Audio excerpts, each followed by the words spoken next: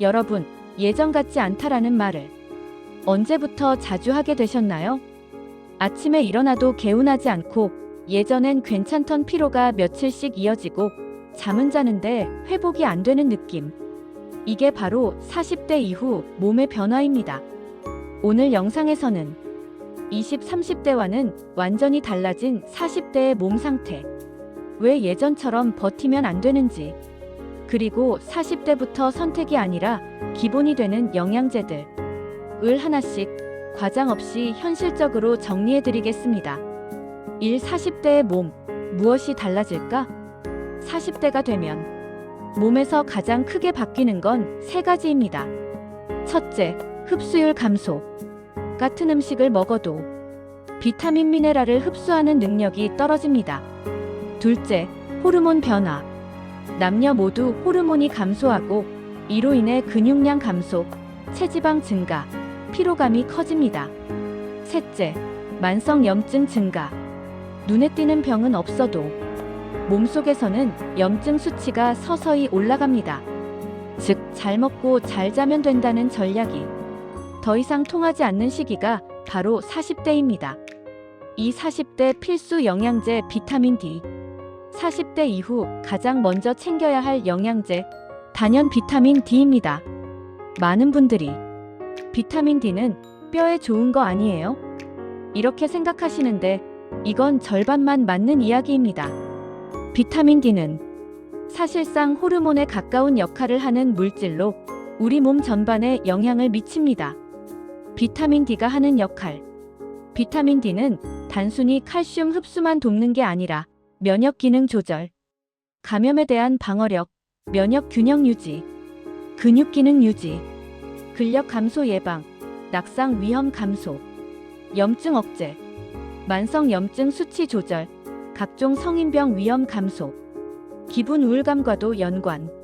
비타민 D 수치가 낮을수록 우울감, 무기력감을 호소하는 경우가 많습니다. 즉, 40대 이후 느끼는 이유 없는 피로, 기운 없음, 회복 안 됨. 이 중 상당 부분이 비타민 D 부족과 겹쳐 있을 수 있습니다. 문제는 한국인 40대 이상에서 비타민 D 결핍 비율이 매우 높다는 점입니다. 실내 생활이 많고 자외선 차단제를 상시 사용하기 때문에 햇빛만으로는 거의 보충이 불가능합니다. 그래서 필요한 것이 보충입니다. 경구 영양제 먹는 비타민 D. 가장 일반적이고 안전한 방법입니다. 일반 성인 권장량 하루 1000, 2000 IU. 꾸준히 복용했을 때 혈중 농도 서서히 안정화. 장점, 비용 부담 적음, 장기 관리에 적합. 다만 이미 혈중 수치가 많이 낮은 경우에는 이 용량으로는 회복 속도가 느릴 수 있습니다. 비타민 D 주사라는 선택지도 있습니다. 여기서 많은 분들이 잘 모르는 부분이 있습니다. 비타민 D는 주사로 보충하는 방법도 존재합니다. 주로 의료기관에서 시행. 고용량 비타민 D를 주사로 투여. 심한 결핍 상태에서 빠르게 수치를 올릴 때 사용. 이런 경우에 고려됩니다. 혈중 비타민 D 수치가 현저히 낮을 때, 경구 복용을 해도 수치가 잘 오르지 않을 때, 장 흡수 문제가 있는 경우. 다만 비타민 D 주사는 자가 판단으로 맞는 것이 아니라 반드시 혈액 검사 후 의료진 판단에 따라 결정해야 합니다. 왜냐하면 비타민 D는 지용성 비타민이기 때문에 과잉 축적 시 부작용 가능성도 있기 때문입니다. 3. 40대 필수 영양제 오메가3. 40대부터는 혈관 나이 관리가 핵심입니다. 이때 중요한 역할을 하는 것이 바로 오메가3 지방산입니다. 오메가3는 혈중 중성지방 감소, 혈액점도 개선, 심혈관 질환 위험 감소, 염증 억제에 도움을 줍니다. 특히 40대 이후에는 고지혈증, 지방간, 고혈압 전 단계가 동시에 시작되는 경우가 많습니다. 선택 기준 EPA, DHA 합 1000mg 이상. 산패 방지 포장 여부 확인. 4. 40대 필수 영양제 마그네슘. 잠을 자도 잔 것 같지가 않다. 자다가 종아리에 쥐가 난다. 별일 아닌데도 예민해진다. 이런 증상들이 반복된다면 단순한 피로나 스트레스가 아니라 마그네슘 부족을 한 번쯤 의심해 볼 필요가 있습니다. 마그네슘은 우리 몸에서 300가지 이상의 효소 반응에 관여하는 굉장히 중요한 미네랄입니다. 그런데도 불구하고 40대 이후 가장 흔하게 부족해지는 영양소 중 하나이기도 합니다. 마그네슘이 하는 역할. 마그네슘은 몸을 각성시키는 역할보다 이완시키고 안정시키는 역할을 담당합니다. 근육 이완, 근육 경련, 쥐, 뻐근함 완화, 신경 안정, 스트레스에 대한 과민 반응 완화, 이유 없는 짜증, 예민함 감소, 수면의 질 개선, 잠드는 시간 단축, 깊은 수면 유지에 도움, 심장 리듬 유지, 심장 박동의 안정성 유지, 두근거림 완화에 도움. 즉, 마그네슘이 부족하면 몸이 항상 긴장 상태에 머물게 됩니다. 그래서 자도 피곤하고 쉽게 놀라고 회복이 느린 상태가 지속됩니다. 왜 40대 이후에 더 부족해질까? 40대 이후에는 마그네슘 결핍이 생기기 쉬운 조건이 동시에 겹칩니다. 스트레스 증가. 스트레스를 받을수록 마그네슘 소모량은 더 늘어납니다. 흡수율 감소. 나이가 들수록 장에서의 미네랄 흡수 능력이 떨어집니다. 커피술 섭취. 카페인과 알코올은 마그네슘 배출을 증가시킵니다. 식단 변화. 가공식품 위주의 식사. 자연식품에서 섭취하는 마그네슘 양 감소. 이 때문에 40대 이후에는 의식하지 않아도 마그네슘이 부족해지기 쉽습니다. 그래서 보충이 필요합니다. 마그네슘은 음식으로도 섭취할 수 있지만 결핍이 있는 경우에는 영양제로 보충하는 것이 훨씬 현실적입니다. 하지만 여기서 아주 중요한 포인트가 있습니다. 마그네슘은 형태가 정말 중요합니다. 권장 형태. 산화 마그네슘은 고르지 마세요. 글리시네이트, 시트레이트를 고르세요.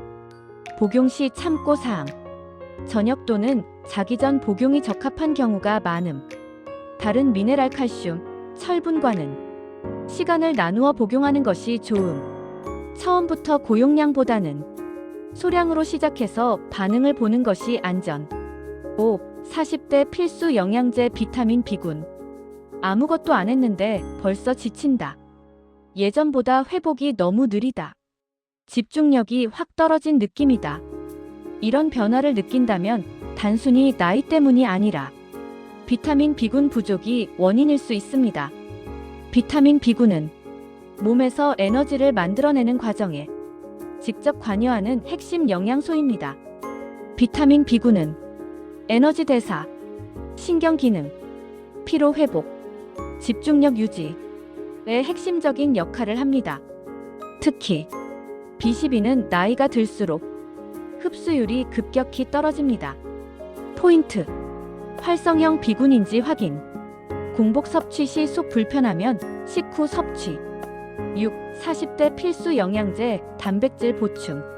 40대가 되면 체중이 크게 늘지 않았는데도 몸은 예전과 달라졌다는 걸 느끼게 됩니다. 살이 더 쉽게 찐다. 같은 양을 먹어도 체형이 무너진다. 힘이 떨어지고 회복이 느리다. 이 변화의 핵심에는 근육 감소, 즉 근감소가 있습니다. 40대부터 시작되는 조용한 근육 손실. 근육은 가만히 있어도 유지되는 조직이 아닙니다. 40대 이후에는 특별히 운동을 하지 않아도 매년 일정 비율의 근육이 자연스럽게 감소합니다. 문제는 근육이 줄어도 체중은 그대로이거나 오히려 늘어나는 경우가 많다는 점입니다. 이는 근육은 줄고 지방은 늘어나는 구조로 몸이 바뀌고 있다는 신호입니다. 근육 감소가 위험한 이유. 근육 감소는 단순히 힘이 약해진다 해서 끝나지 않습니다. 기초대사량 감소. 같은 양을 먹어도 살이 찜, 혈당 조절 능력 저하, 당뇨 전단계 대사 증후군 위험 증가, 체력 균형 감각 저하, 낙상 위험 증가, 면역력 저하, 회복 속도 감소. 즉 40대 이후의 근육 관리는 미용 문제가 아니라 건강 유지의 핵심 전략입니다. 단백질이 부족해지는 이유. 많은 40대가 나는 고기도 먹고 단백질 섭취 충분한데요? 라고 생각합니다. 하지만 실제로 계산해보면 필요량에 미치지 못하는 경우가 대부분입니다. 이유는 다음과 같습니다. 식사량 감소, 탄수화물 위주의 간편식, 단백질 분포 불균형 한 끼에 몰아서 섭취. 또한 나이가 들수록 단백질 합성 효율 자체도 떨어집니다. 40대 단백질 섭취 기준. 일반적으로 권장되는 기준은 다음과 같습니다. 체중 1kg당 최소 1g, 활동량이 있거나 근력 유지 목적이라면 1.2-1.5g까지 고려. 예를 들어 체중 60kg이라면 하루 60, 90g의 단백질이 필요합니다. 이걸 음식으로만 채우려면 생각보다 쉽지 않습니다. 그래서 단백질 보충제가 도움이 됩니다. 단백질 보충제는 운동하는 사람만 먹는 것이 아닙니다.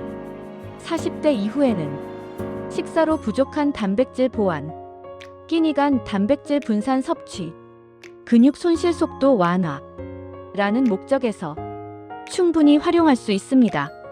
어떤 단백질을 선택해야 할까?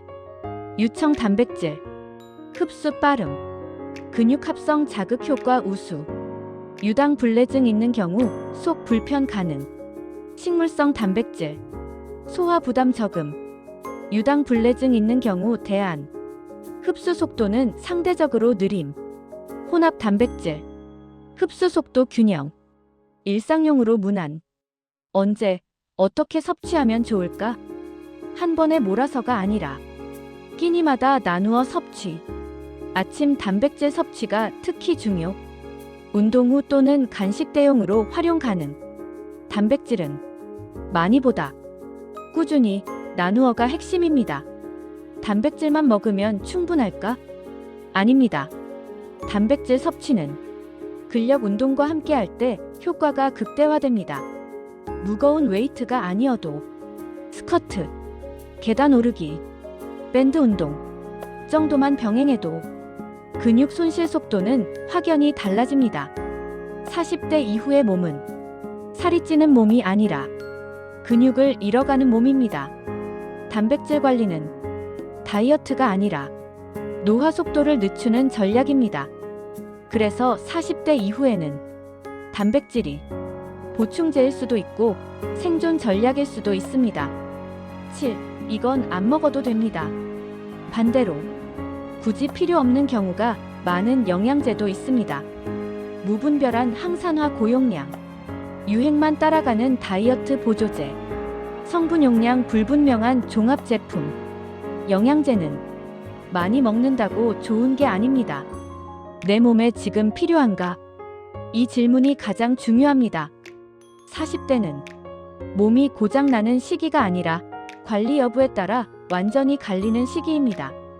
영양제는 치료가 아니라 기본 관리 도구입니다. 무조건 다 먹지 말 것, 내 생활과 증상에 맞출 것, 최소한의 핵심부터 시작할 것. 이 세 가지만 기억하셔도 40대 이후의 몸은 충분히 달라질 수 있습니다. 이 영상이 도움이 되셨다면 구독과 좋아요로 응원해주세요. 감사합니다.